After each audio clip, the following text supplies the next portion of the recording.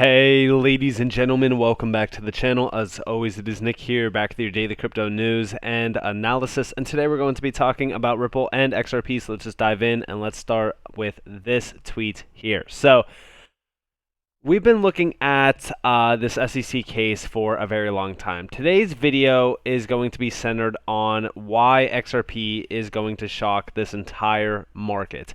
I don't think that's only going to shock this market. By the way, I think that's going to shock the entire world as well. I think that a lot of people have their doubts on XRP. I think that a lot of people have doubted XRP for so long. And that's why when the events that we are looking at fall into place and everything really kind of aligns, it's going to be one hell of a celebration. Shout out to Learziet on Twitter. I hope that I'm saying that name right. I'm probably not, but Stefan Huber, we do see, found this decade-old letter from Ripple asking for regulatory clarity. Regulatory clarity now. Focus on regulation. Now, this is actually kind of centered on the UK. As you guys do see, this is around the United Kingdom, but it still holds true today because during the entire time from, we'll say, 2012 to now, Ripple has been fighting for this industry. They have been not only very compliant with the SEC, they've been meeting with the SEC, they've been focused on regulations, they've been focused on this industry because at the end of the day, they understand the issues and the problems that plague not only the cross-border payment sector, but the global monetary system. So they wanted to change everything. They wanted to innovate further with, of course, DLT and distributed payment protocols, which is again centered on the Ripple protocol as well, especially DLT, etc., utilizing XRP, as you guys do see in this document here. So they were ahead of the game. They were ahead of the game. They were focused on regulations. They knew what crypto was going to essentially morph into. And today, we know that crypto has essentially taken over. I mean, listen, you cannot find a discussion around finance in the last, we'll say, 10 months that doesn't include digital assets, DLT, or some sort of crypto analogy or technology discussion. Because again, when we look at crypto is essentially morphing into the future around the financial sector and the monetary system. We actually do see down here, they are focused on settlement, especially around cross-border payments, cross-border transactions. It's been the focus point for so long. Then on the next slide over here, we do see, we believe an effective regulatory framework can provide a foundation for fostering innovation in this potentially transformative area of technology. The goal is to provide clarity without stifling the promise of these technologies. Instead, smart regulations can level the playing field, legitimize a burgeoning industry, and empower entrepreneurs. And I completely agree. This is from Chris Larson. Now, obviously, since then, a lot has unfolded. A lot has kind of spiraled out of control as well. It's a very chaotic space. But we do see some light at the end of the 2-year tunnel. And when I say 2-year tunnel, this regulation discussion has been going on for a very long time around the SEC case, even before the SEC case got morphed into reality as well. I know that I keep saying morphed into reality. I apologize, but before we seen it fully announced, we heard discussions beforehand talking about regulations and talking about, a possible lawsuit that could kind of come out. But when it did get fully announced, everyone was really kind of in panic mode. I seen a lot of people selling off in regards to the XRP community. I seen a lot of people, switching over to a different token and said that, all right, XRP's dead. And in the last 2 years, I really have seen XRP not only hold its ground in the top 10, but Ripple as a company also continue to fight the good fight. And I do think that we are on the edge of a major announcement around this lawsuit. And I do think that we only have to wait a little bit longer, but I think that it's going to be an incredible time to not only be an XRP investor, but also to be a part of this market. And listen to Johnny Deaton here. This is on a podcast. I don't know what podcast this is, so I cannot tell you what this podcast is, but I know it was on Spotify. But out on a limb, wait for it, and this is from Crypto Airy. Listen closely to this. And as you know, there's no fraud in this case. There's not one allegation of fraud. So this is a pretty straightforward case, and I've become more and more. I try to stay, not too optimistic, so I can give people more objective advice, but I just don't see how the SEC wins this case at this point. I really do. I'm going to go on a limb and predict a victory for Ripple and XRP holders. And I completely agree with him. Listen, I'm not a lawyer. I'm not in the, law area. But from what we have gathered, from what we have seen, especially in the documents, we've looked at the SEC, everything around the SEC, all of the information coming out from the XRP community, which has been absolutely insane. Like, the XRP community seriously needs to pat themselves on the back because they've been absolutely killing it with all of the information that they've been finding.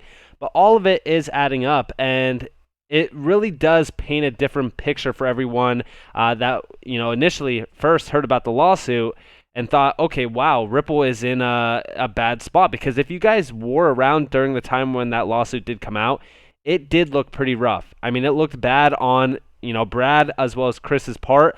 But since then, we've seen facts come out that really kind of paint a different picture. And it really kind of puts Ripple ahead of the SEC. I also believe that Ripple will win this lawsuit.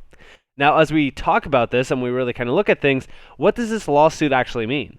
Well, I think that this lawsuit is a big, big lock. It's a lockup in regards to not only XRP's expansions, but also Ripple's plans. Ripple plans to have on-demand liquidity sort of be a blanket globally. What do I mean by that? Well, I think that they want on-demand liquidity to cover every single corner of the world. They want on-demand liquidity to be the main focus point. On-demand liquidity as a service is going to be absolutely huge. Now, with this lawsuit, once we do see regulatory clarity, XRP will take over. Why do I say that? It's because we will see on-demand liquidity corridors launching everywhere. And when I say everywhere, I mean even in the United States.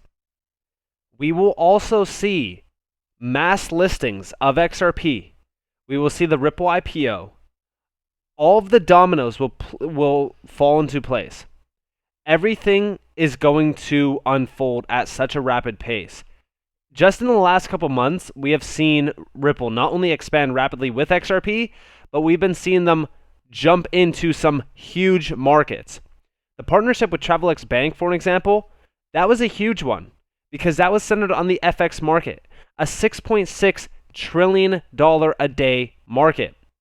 Also, the exchange, this announcement, the Race to Exchange, was centered on-demand liquidity with XRP, September 12th, August 18th. Down here, July 29th, piecing together Latin America's fractured treasury flows, utilizing on-demand liquidity. Even the utility-based NFTs on the XRP ledger. Go on to the second slide here. Singapore's FOMO Pay turns to Ripple for crypto-enabled treasury payments. All of these huge announcements happen in such a short amount of time. The MENA leapfrogging towards a digital currency future. I mean, all of this is insane in terms of the time frame that we've seen these announcements come out at. I mean, just since, we'll say June, right? Because this is like the cutoff back here in May. Since June, we have seen update after update after update covering the importance of digital assets like XRP in this new monetary system, this new financial transformation. And everything is happening so fast. Now, with all this in mind, you got to surely believe that XRP will essentially gain value. Because again, more on-demand liquidity corridors means more XRP value as well as volume moving. When we look at the historical snapshot, I just shared this in my video from earlier today on XRP where we were talking about the big switch in regards to the monetary system. Look at where XRP is positioned. Number 2. $130.8 billion market cap, $3.38. It hit $3.84 on some exchanges. This is during 2017 and 2018's bull run, where there was not even close to the amount of money that was in this market during November of 2021. We've seen huge announcements from BlackRock, Citigroup, Visa, MasterCard, huge central banks around the world, massive other companies and institutional players, all joining in on crypto.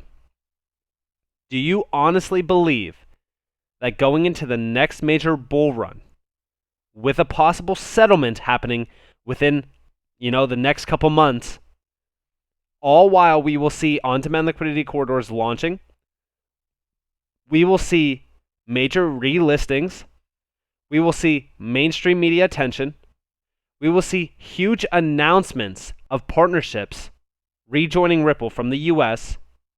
Not only that, we will see Ripple expand rapidly and possibly even IPO, all while XRP is trading at number 6 under $1. No. We will see XRP rise like no other time before, drastically increase in value off of sheer FOMO alone. Because remember that this run back in 2017 and 2018 was fueled off of speculation. There's no speculating facts. And the fact is, if we do see that major announcement around a win or a settlement, whatever the case may be, and we see huge expansions happening, these massive announcements, everything playing accordingly to the picture, and all the puzzle pieces falling into place, then that becomes one massive catalyst event to propel XRP to new heights. Now, I share with you guys this chart. This goes back to the March of 2020 timeframe. If we repeat that run from March of 2020 to the high that we recently hit, which was $2, off of our low that we recently hit back in June. And hey, is this going to be the lowest point that XRP hits? Who knows? We don't know. But going off of that level, which is 28 cents, almost 29 cents, this would take us to about $5.70. This is almost a 19x. I'm fine with that. But I share with you guys the other levels here. Now, all of these levels are completely different depending on how you're looking at them. For an example, I'm on the log scale here. We're looking at about $9.43 to $15.66 to $32. And you can look at this on completely different charts. Like here's the Bitstamp chart. The Bitstamp chart is a little bit different. This shows about like $8.33 to $13 to $26. If we wanted to look at the Binance one is, fine as well. This is going off a little bit of a different high. There's a different high on every single chart. For an example, if we go over to CMC and we go to XRP and we go down here to the price statistics and we actually look at what the all-time high was, you guys do see the $3.84. Hey, we could easily go off of the $3.84 if we wanted to. And this is what that would actually look like on the chart. It would push the prices up a little bit more. $10, $17, and $36. Are we going to go off of this? It doesn't really matter where we go off of. If we wanted to go off of the lowest point, we'll say this $2.72, right? You're still looking at about $6, $10, $20, but I'm going off the top candle wicks just because that is a little bit more realistic. Again, this still puts us on track to hit almost $10, $16, and $34. I don't go after any other, fib levels after this. I'm not going to try to make price predictions off of fib levels, but I'm just saying if, and I say if, we see all of those major announcements, one thing is for sure, okay? We will most likely break out of the all-time high. And the reason why I say we will most likely break out of the all-time high is because the amount of FOMO, the amount of money that will flow into something like XRP during that time because of the mainstream media attention, the major announcements. I mean, again, this market moves extremely fast and high off of speculation, but you don't have to speculate the facts. And those facts would push XRP to some new heights. I think that this will shock the entire world as well as the entire crypto world, because the price action after would have to be substantial. I mean, even off of this 1885% run, as you guys do see, I changed the fib levels from log scale to normal. Look at the 1618 at $5.68. That same percentage run would put us right on track to hit $5.68. That's still a very good area to look at. Now, is it worth holding over 2+ years for that? Some could argue that it's not, and that's totally fine, because I still believe that the $10 plus price prediction will be hit and targeted. $10, 34x, 3,400% of an increase in price, and that's just off of this low. If you were buying back here in the SEC time frame, that's great as well. It all depends on where you're buying. Now, listen, It doesn't mean FOMO into XRP right now. We are still at major resistance. I believe that we could essentially break down from here and possibly retest a nice low. If you want to get an XRP bag, wait for the correction because we are still, high, pretty high right now. I mean, like 51 cents is a pretty decent area to kind of look at. Okay, well, where is this going to come back down to retest? It could come back down to like 44 cents. I could see it possibly retest about 41 cents or so. That's a nice area to look at.